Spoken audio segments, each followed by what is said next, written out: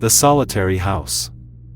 I arrived at the secluded farmhouse just as darkness settled over the land. The sky's orange glow dimmed, casting ominous shadows across an endless cornfield that stretched as far as the eye could see.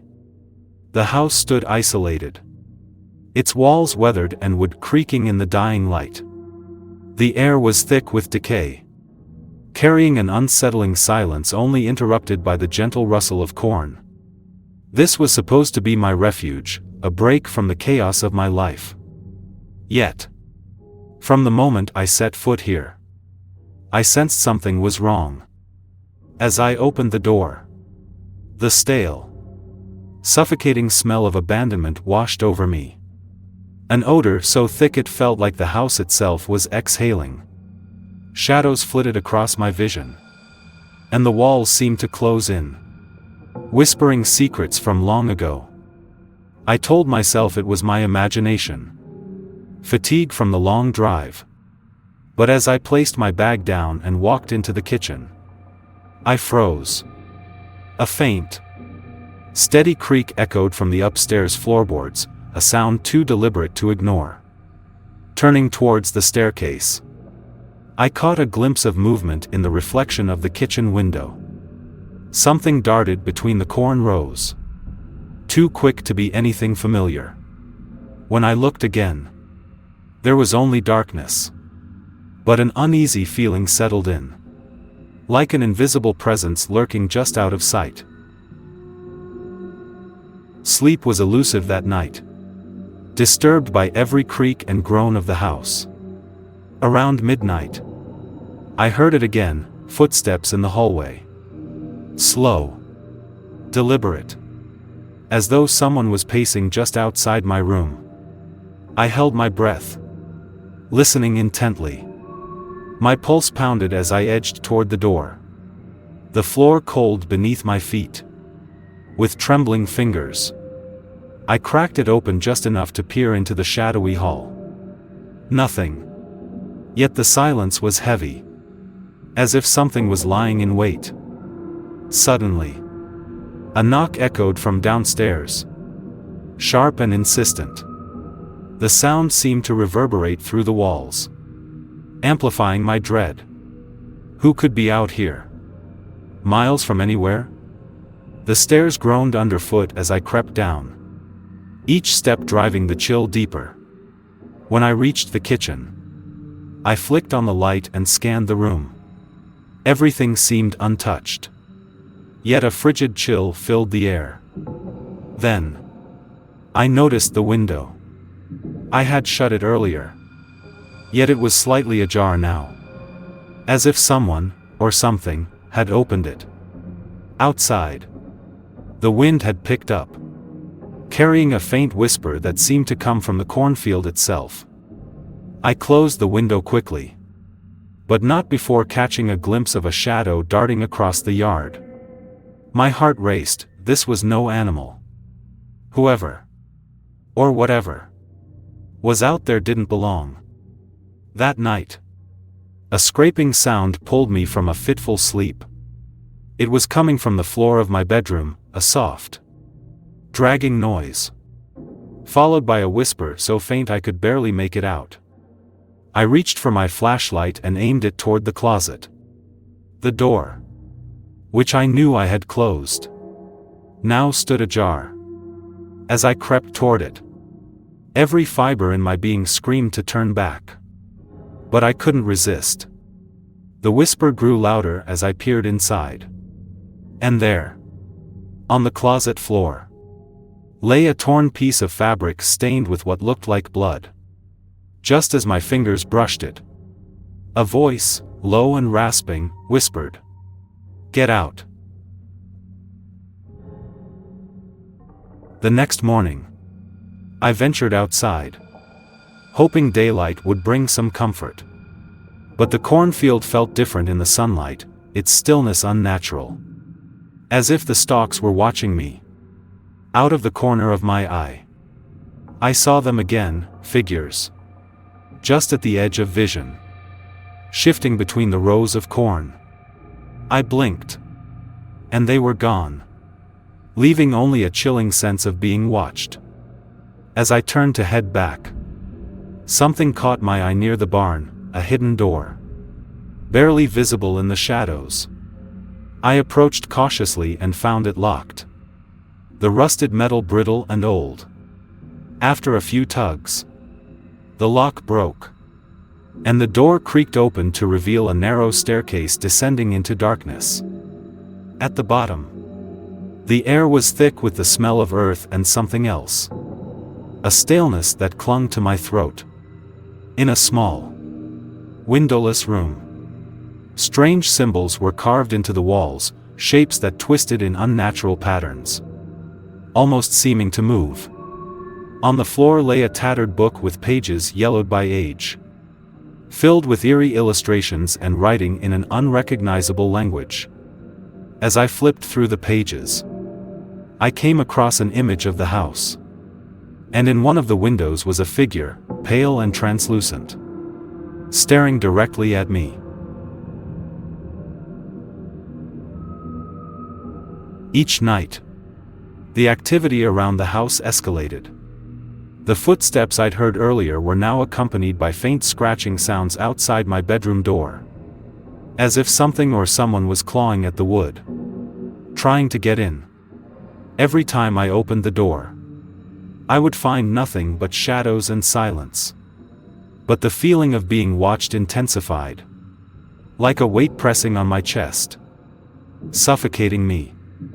One night, driven by fear and frustration, I decided to confront whatever was lurking. Flashlight in hand, I stepped outside into the frigid night air, my breath visible in shaky puffs. The cornfield loomed like a black wall before me. And as I approached, I saw them again, shadows darting between the tall stalks. But this time, they didn't vanish. They lingered, hovering in my line of sight, their forms blending into the darkness, their hollow eyes fixed on me. Suddenly, a tall figure separated itself from the shadows and emerged into the moonlight. Its body was gaunt, unnaturally elongated, and its face was obscured, as though wrapped in a thick, suffocating darkness.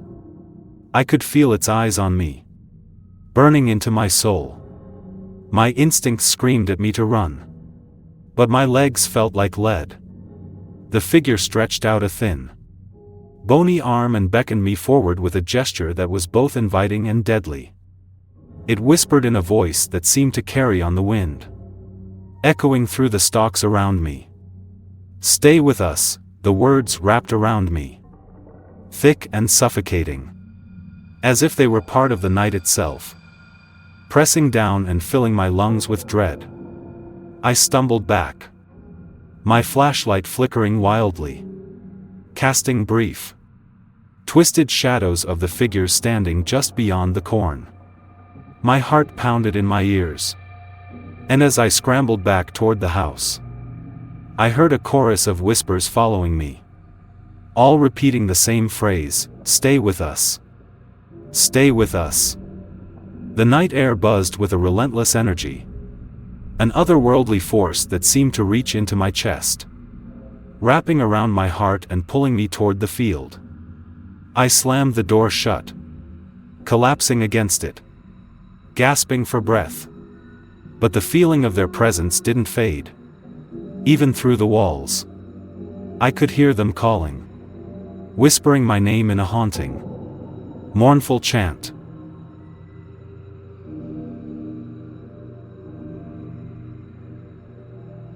The following day, I felt a new heaviness around the house, like it was alive and breathing, pulsing with an invisible heartbeat that resonated with every step I took.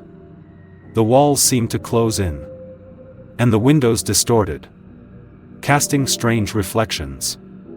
Every room was filled with a suffocating sense of something waiting, lurking, watching. Each attempt to leave was thwarted, as if unseen hands were guiding me back into the house whenever I tried to step away. The whispers continued through the day, growing louder, now slipping from one corner of the house to another. Sometimes I would hear laughter, faint and sinister, echoing from empty rooms.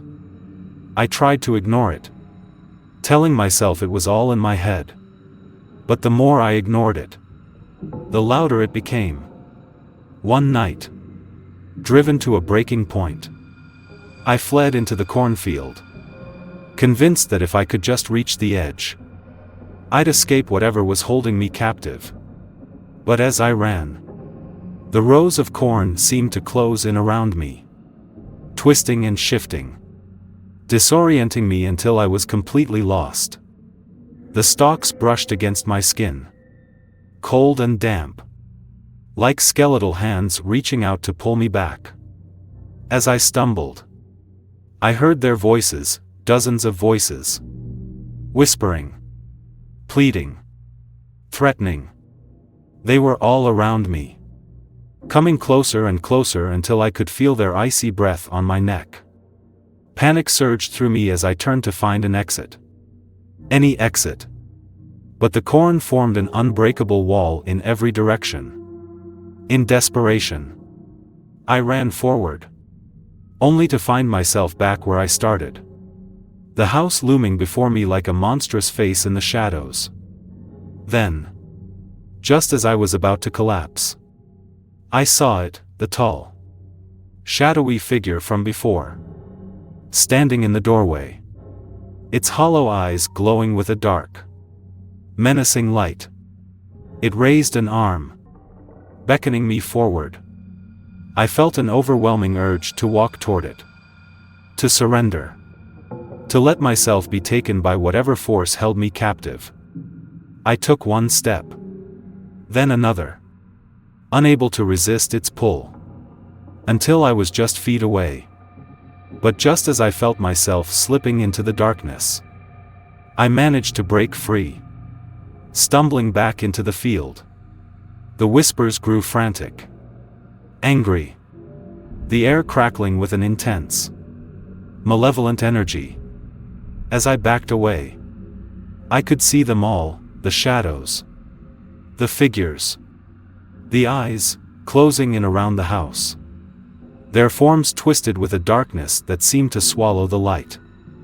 I turned and ran, pushing through the corn, feeling their cold, invisible hands grasping at me, trying to pull me back. I didn't stop until I saw the faint glow of dawn breaking on the horizon.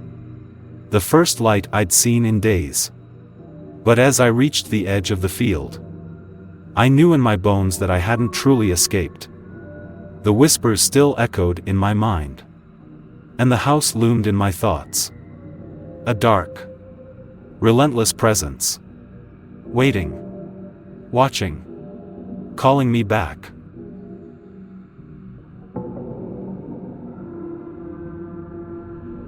The legend of the hungry ghosts along the road. In a remote village nestled deep within the mountains, there lies a narrow, winding path known only to those who live there. The locals call it the Cursed Road, a desolate stretch that connects the village to the outside world. The road is surrounded by thick forests and dense fog. And at night, it is said to come alive with an eerie presence. The villagers have always warned outsiders never to travel down this road after dark. For it is said that those who do might never return. Or worse, return, changed. Lan, a young woman, had recently graduated from university and returned to her village for a visit. She had spent years living in the city and thought of her small village as a quaint, peaceful place. But she never truly believed in the strange superstitions and ghost stories that were passed down through the generations. To her, these were just old tales, remnants of a time when fear ruled over reason. Her grandmother, however, was different.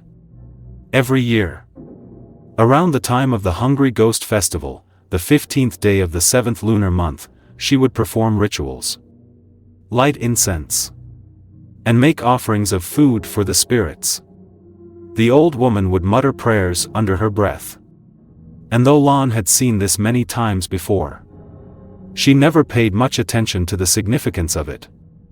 That evening, as the rain began to pour down in torrents, Lon sat beside her grandmother on the porch.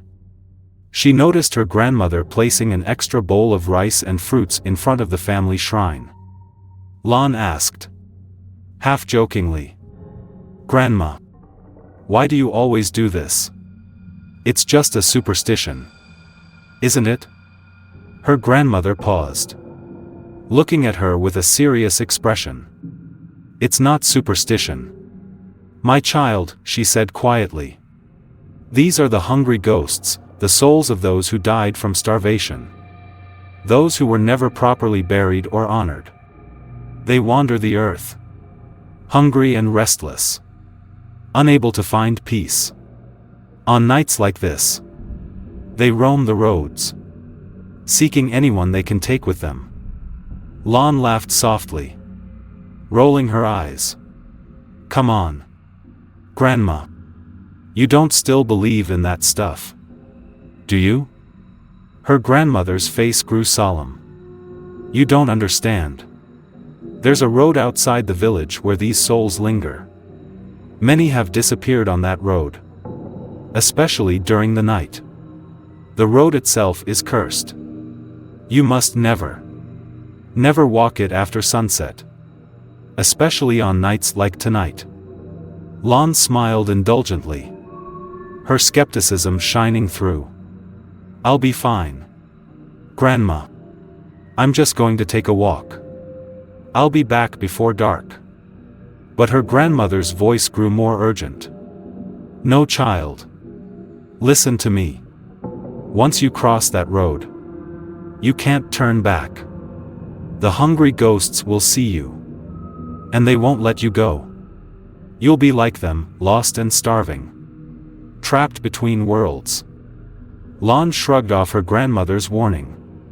"It's just a road, Grandma. I'll be back before you know it."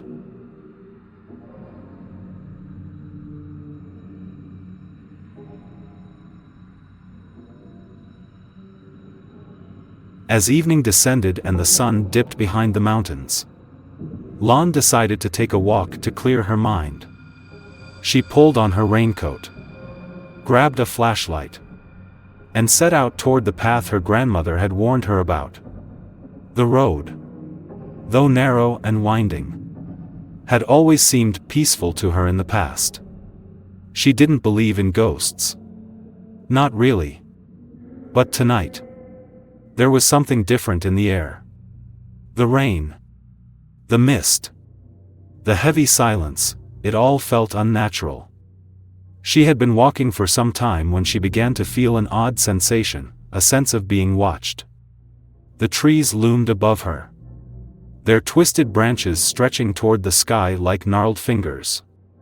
The air was thick with the scent of damp earth, and the sound of the rain hitting the leaves seemed muffled, as if the forest itself were holding its breath.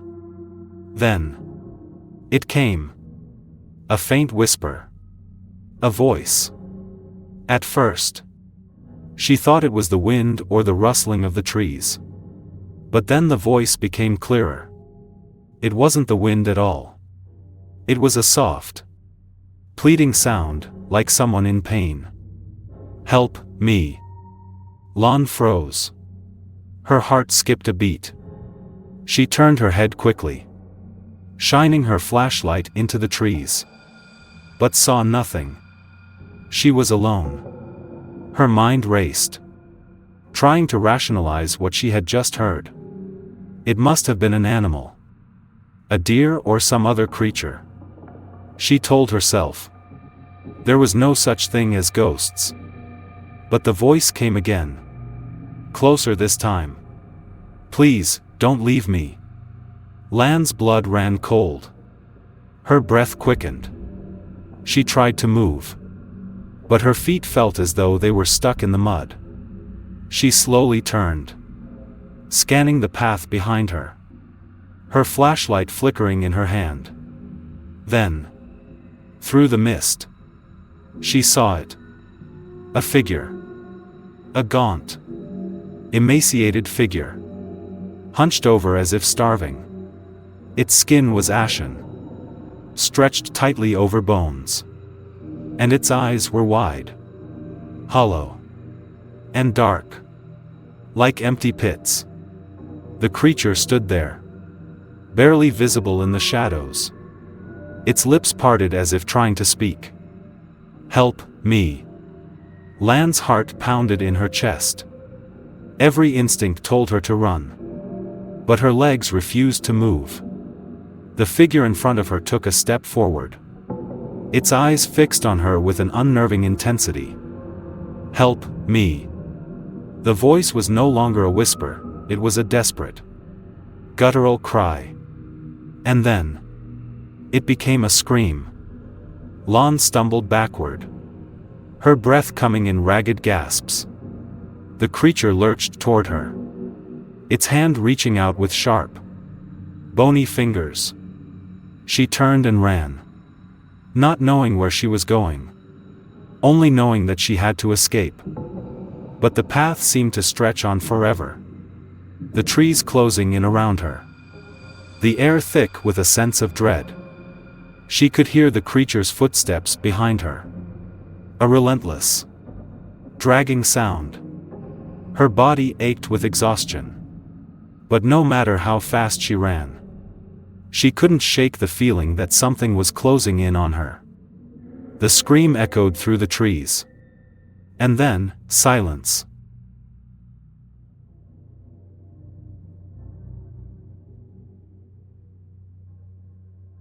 Lan collapsed to the ground, her legs giving out beneath her. She gasped for breath, her body trembling, soaked with rain and sweat. She had no idea how far she had run.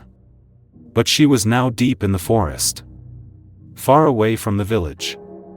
It was then that she saw it, a figure standing in front of her. A man, old and frail, wearing tattered clothes, his eyes filled with sorrow. "Why are you here?" the old man asked, his voice soft but full of urgency. Lan didn't answer. She couldn't speak. The terror was too much. "They know you," the old man said. "The hungry ghosts, they have marked you now.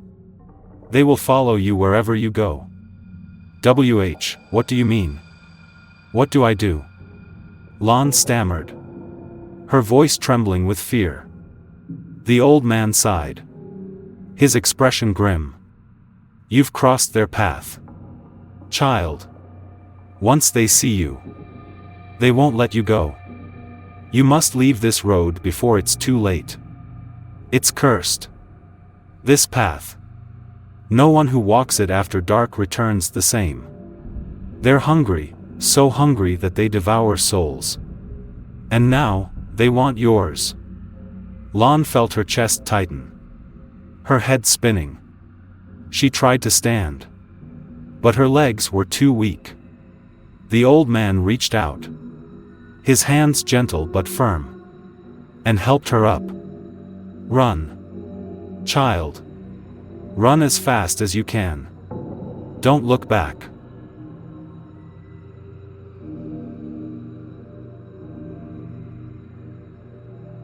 Lan managed to escape the forest. But something inside her had changed. She no longer felt the same warmth and security in the village. Something about the road, the hunger, the souls, they lingered in her thoughts. From that night on, Lan could never shake the feeling of being followed. She would often hear whispers in the dark, faint voices calling her name, asking for help. And every time she heard those voices, she couldn't help but wonder, were they still out there, waiting for her, hungry for her soul? The village, quiet and peaceful by day, became a place of shadows by night. And the road? The road still called, still haunted, still claimed those who wandered too close. And sometimes, when the wind was right, If you listened closely, you could hear the faint cry of the hungry ghosts, lingering in the distance.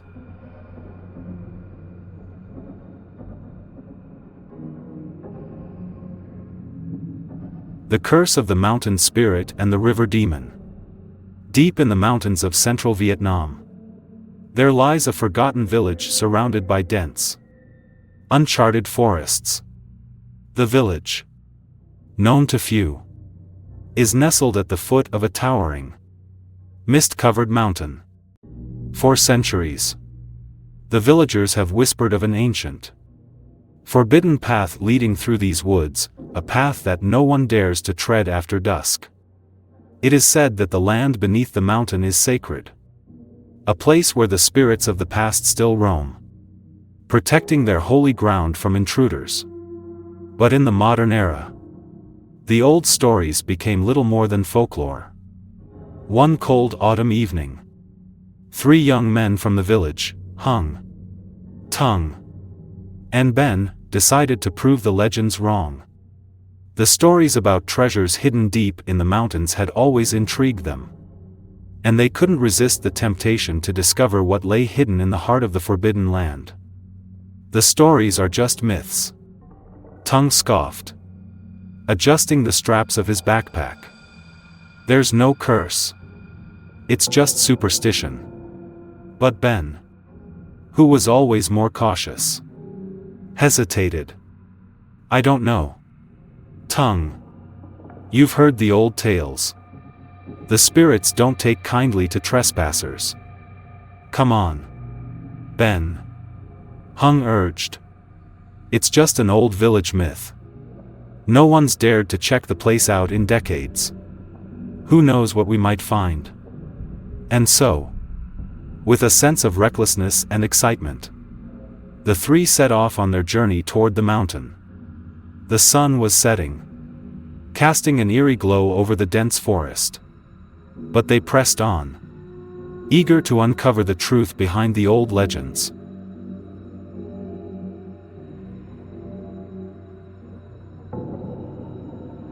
As they trekked deeper into the forest, the air grew colder, and the sounds of the world around them seemed to fade. The once crisp leaves underfoot turned soft and damp.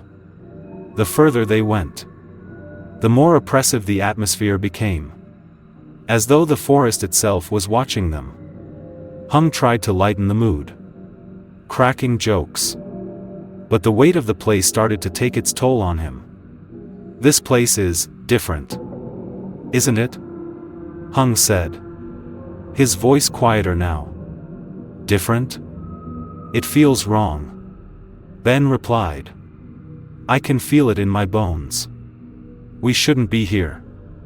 But Tung, ever the skeptic, was undeterred. You two are just imagining things. Let's keep going. When they finally arrived at the base of the mountain, they found themselves in a strange clearing, an ancient, sacred ground, long untouched by human hands. In the center of the clearing stood an enormous stone tablet, weathered and worn by centuries of wind and rain. Intricate symbols were carved into its surface, and beneath them, a warning written in Old Vietnamese script, asterisk, those who desecrate this sacred ground will be cursed for all eternity. Asterisk. Tung, eager to find something valuable, knelt down to examine the stone closely. This could be a map, he said, his eyes gleaming with greed. No, don't touch it, Ben warned, his voice shaky. We need to leave. Now. But it was too late. As Tung's fingers brushed the stone, a sudden gust of wind swept through the clearing, kicking up dust and leaves.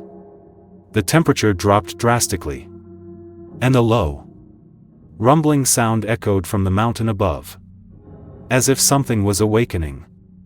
Suddenly, the ground beneath them trembled violently. Hung stumbled and fell, his hand scraping the rough stone surface. What the hell was that? He shouted. And then, from the dense fog swirling around the clearing. They heard it, a faint whisper, like a voice carried on the wind. "You have trespassed, and now you must pay." The ground trembled again. And then, as if summoned by an ancient force, the mist thickened, engulfing the three friends in an unnatural darkness. Hung, Tung, and Ben froze, their hearts racing with fear. "Run!" Ben shouted. But it was too late.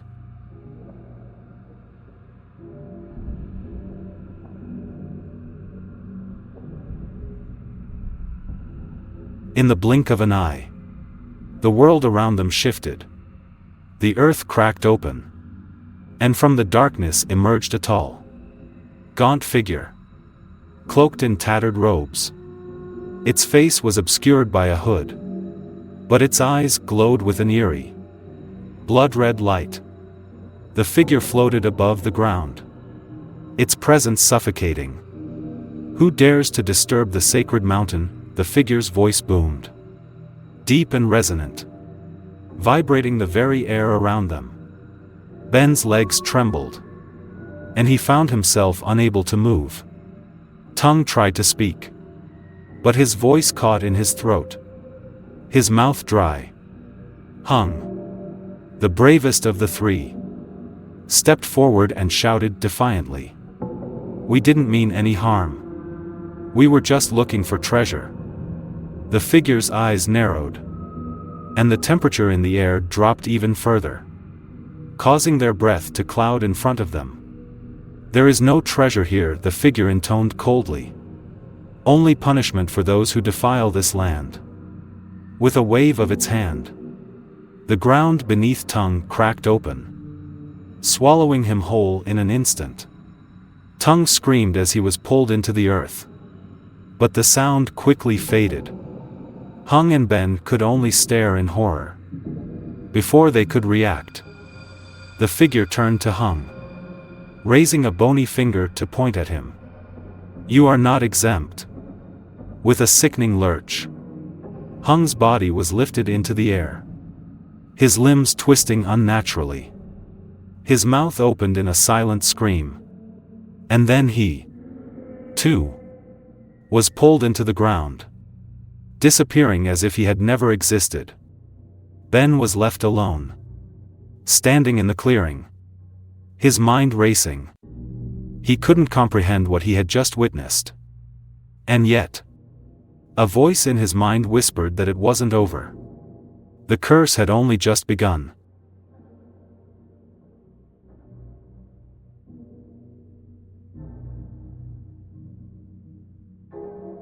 Ben ran. His heart pounded in his chest as he fled through the dark, mist-shrouded forest, his only thought to escape the horrors that had claimed his friends. But no matter how fast he ran, he couldn't shake the feeling that he was being followed. He could hear footsteps behind him, slow and deliberate, like a predator stalking its prey. The forest seemed endless. The trees loomed like silent sentinels, watching him as he stumbled through the thick underbrush. The air was thick with the stench of decay, and the once familiar sounds of the forest had been replaced by an unnatural silence. Finally, he collapsed at the foot of a small, dilapidated temple hidden deep in the woods. Desperate and out of breath, he stumbled inside, hoping for some form of shelter. The temple, though old and crumbling, exuded a faint aura of power. It felt safe, at least for a moment. But as he rested against the wall, something caught his eye, a flicker of movement just beyond the temple's cracked doorway. Through the gloom, he saw the figure of Hung, his face now twisted in agony, his body decayed and rotting, but still somehow alive. Ben's heart stopped as he realized the horrifying truth. His friends hadn't died, they had been transformed, cursed to wander the mountain for eternity, slaves to the spirit that ruled this place. You should not have come here. Hung's voice rasped from behind the broken door.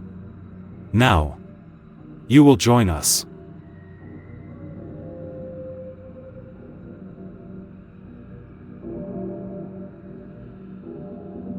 In that moment, Ben understood. The mountain, the spirits, the river, everything was a part of the curse.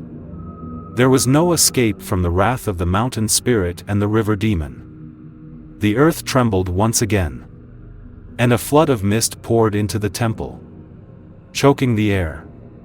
Ben's vision blurred as he struggled to stand, but his limbs felt heavy, as though the very ground was dragging him down. The last thing he saw was Hung, now fully transformed into a ghostly specter, his eyes hollow with despair. Join us, the voice whispered one last time. And the world went dark. No one in the village dared speak of the 3 young men who ventured into the forbidden land. But every year, when the mists rolled down from the mountain, a chilling wind would sweep through the village. And on quiet nights, when the air was still, the villagers could hear faint whispers carried on the wind, as if the lost souls of Hung, Tung, and Ben were still searching for a way to escape the curse, forever. And so, the legend of the mountain spirit and the river demon lived on. A reminder of the ancient forces that still protect the land, punishing those who dare to disturb the sacred ground beneath the mountain's shadow. Never disrespect the land, for the spirits that guard it never forget. The past is never truly gone, and those who disturb the sacred places will pay the price for eternity.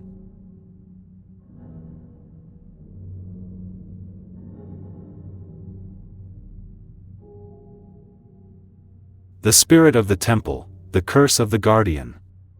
In a secluded village nestled deep in the Appalachian Mountains, there was an ancient temple, an eerie, forsaken relic of the past. The villagers, few as they were, spoke of the temple with a mixture of reverence and dread.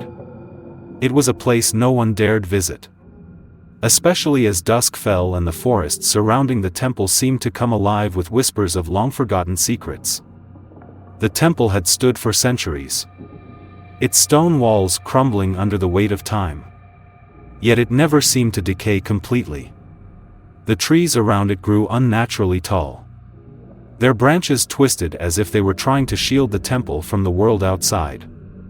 On the rare occasions when someone ventured too close, they reported strange occurrences, disembodied voices carried on the wind, shadows moving where there were none, and a cold that seemed to seep into your bones, no matter how hot the day had been. The elders in the village often spoke in hushed tones, warning the younger generation about the place. Don't go near the temple after sunset, they would say. It is not just a building, it is a prison. A place where something, or someone, is locked away. The temple had a name, though no one dared to speak it aloud. They simply referred to it as the Forgotten Temple, a place cursed by its past.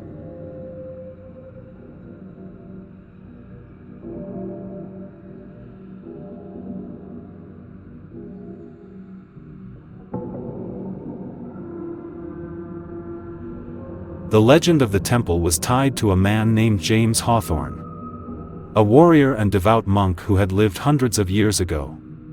James had been entrusted with the sacred duty of guarding the temple and the ancient relics it held. The villagers said he had been an immortal spirit, bound by the gods themselves to protect the temple from those who would desecrate it. His life was spent ensuring no harm befell the holy ground. And when he passed away, his soul did not find peace. The gods had made sure of that.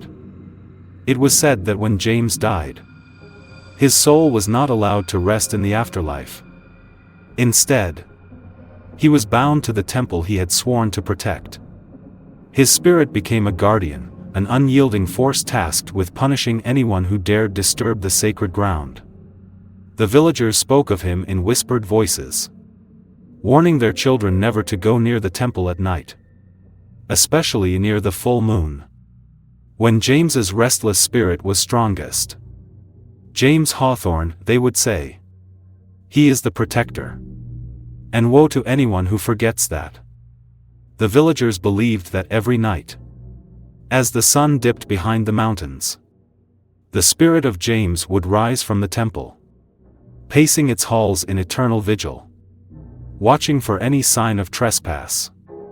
His ghostly figure, tall and commanding, with piercing blue eyes that seemed to glow in the darkness, was said to be the last thing any intruder would see before the curse took hold.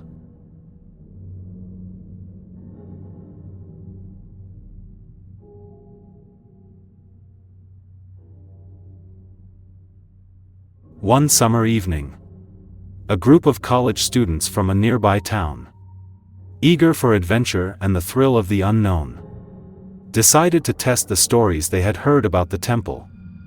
Led by Ethan, an adventurous young man with a penchant for seeking out the supernatural, they set off into the forest after sunset, determined to make it through the night at the temple and document their experience. The group of 5, Ethan, his girlfriend Maya, his best friend Lucas, and 2 other companions, Olivia and Ake, had no fear of the old legends. They laughed and joked as they hiked through the thick trees, their flashlights cutting through the oppressive darkness. Maya, always the skeptic, teased Ethan for believing in ghosts, while Lucas recorded the entire trip on his camera, eager to show it off as proof of their courage. When they reached the temple, it was exactly as the legends described. Its stone steps were cracked and uneven, its pillars weathered and crumbling. The door was shut tight, but the air around it seemed to hum with an otherworldly energy, like the very temple was alive. Ethan, ever the leader, was the first to approach the door. Without hesitation, he reached out and pushed against the heavy wood. To their surprise, the door creaked open, as if it had been waiting for them. As they stepped inside, the temperature dropped sharply. The air was thick with dust, and a heavy silence hung over the temple. The walls were adorned with ancient carvings, faded images of gods and warriors, and in the center of the room stood a large stone altar. It looked as if it had not been disturbed for centuries. But then, something changed. A low, rumbling sound filled the air, followed by the unmistakable sensation of eyes watching them. They turned toward the back of the temple, where a dark figure emerged from the shadows. It was James Hawthorne. His presence was overwhelming, his figure towering, his face pale and gaunt, his eyes, glowing like twin blue flames, locked onto Ethan's with an intensity that sent a chill down his spine. "You have disturbed the sacred ground," James's voice boomed, a low, resonant sound that vibrated through their very bones. "You will pay the price for your trespass." With a flick of his hand, the air around them seemed to twist and shift. The temperature plummeted even further, and the walls of the temple began to pulse with unnatural energy. The group screamed in terror as shadowy tendrils, like living smoke, reached out to ensnare them. Ethan tried to back away, but the shadows moved faster, wrapping around his legs, pulling him toward the altar. Maya screamed his name, but the shadows had already engulfed him. Ethan's body twisted violently, as though the very air was turning against him.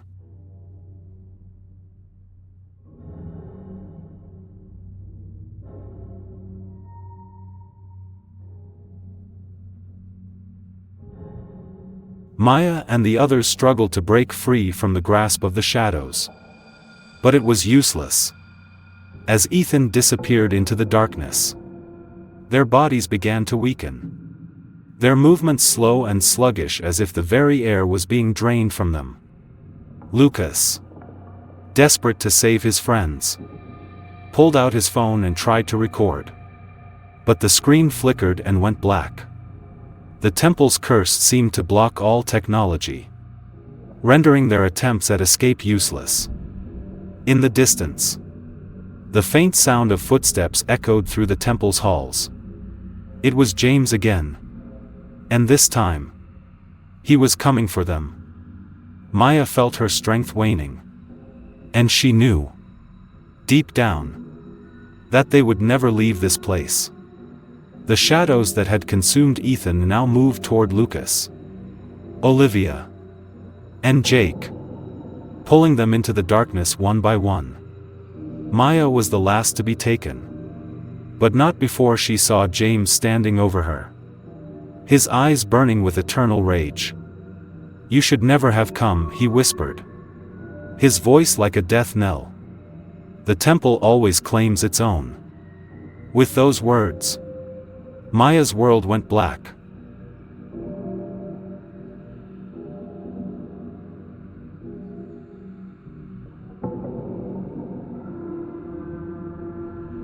The next morning, the village was quiet as ever. No one noticed the 5 missing college students. Not at first.